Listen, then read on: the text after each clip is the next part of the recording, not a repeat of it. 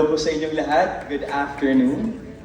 Ako pala po si Michael Sager and I am a GMA actor, performer, and host, but also a content creator, masasabi po nating influencer. And if you've seen me recently, baka po ito sa Pinoy Big Brother because I was an ex-housemate. And through my stay there, I had a very special moniker. Ang moniker ko po doon ay ang Diligent Wonder Son ng Marinduque. And for today, I was tasked by Ms. Annette and the people here at Tourism to talk about Marinduque, my hometown. And it's a very small island in the Philippines, and it's Hugis Puso. Kaya ito po yung natatawag natin Heart of the Philippines. At bukod pa po doon, ramdaman talaga ang puso ng mga tao, ng kultura at mga kalikasan dito. And ito pong Marinduque, very special po sa akin because I was born there. Although when I was 3 years old, I moved to Canada and grew up in Canada.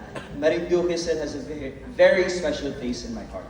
And pag nasabi po natin Marinduque, usually ang naririnig po natin ay yung Moriones Festival during Holy Week, which is very popular. Of course, that's one of the #1 festivals we have. But apart from that, Marinduque has a lot to offer despite its small size. And just in case you guys want to check it out on social media, nung bata pa po ako sa Canada man or dito sa Marinduque, I used to dress up as a Morion because it's really part of my culture.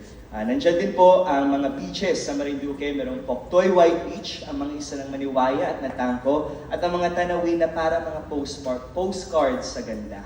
And for the adventurous, we also have the Bathala Caves, mga bundok na perfect for hiking. And recently, speaking of influencing and mga trending, one of the most popular spots right now in Marinduque is the Luzon Datong. Because when you climb up the mountain, it's a small drive, but once you reach the top, you will be right above the clouds with such a scenic viewpoint na talagang aesthetic, as we like to call it, or very Instagram-worthy. So that's something that I really would love more people to see from Marinduque. Marinduque is very small, but I can say it's truly a hidden gem. And being an actor myself, being a creative, this really inspires me that the tourism is willing to invest or look further into promoting the beauty of the Philippines. Hindi lang po sa Marinduque, pero din po sa mga provinces na napuntahan ko. And to share with you, my most recent show was My Ilonggo Girl, and that was filmed mostly in Iloilo, in the Iloilo province.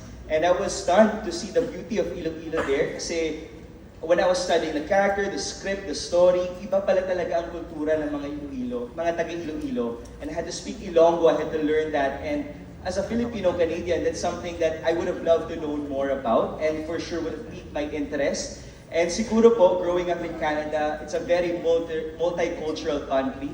And sharing the Philippines, our culture, yung mga fiestas natin, pagkain, that is something that we should really share to the rest of the world. And alam kong meron talagang tao, and it shows with statistics that are very interested into our culture. That's why I'm very excited for what we have to offer, all the creatives, the whole team with the creative tourism, that we can really make a mark in the global industry when it comes to not just influencing, but also filmmaking and much more. And again po, I would love to invite everyone to come and experience Marinduque. Fall in love with its culture, its beauty, and its people. And sabi nga po nila, love comes from within. It comes from the heart, and sigurado ako, this island will capture your heart. And just like that, just like the rest of the beautiful gems in the Philippines, let's explore and discover and let the whole world know what the Philippines is about. Just a short speech for all of you guys, and I hope you have a lovely day today for this conference. Maraming salamat po for having me and letting me speak. I'll be honest with you, kinakabahan po ako kasi first time ko po ito gawin, pero ako lang po si Michael Sager. Mabuhay po ang Pinoy, mabuhay ang turismo, at mabuhay ang Pilipinas. Maraming salamat.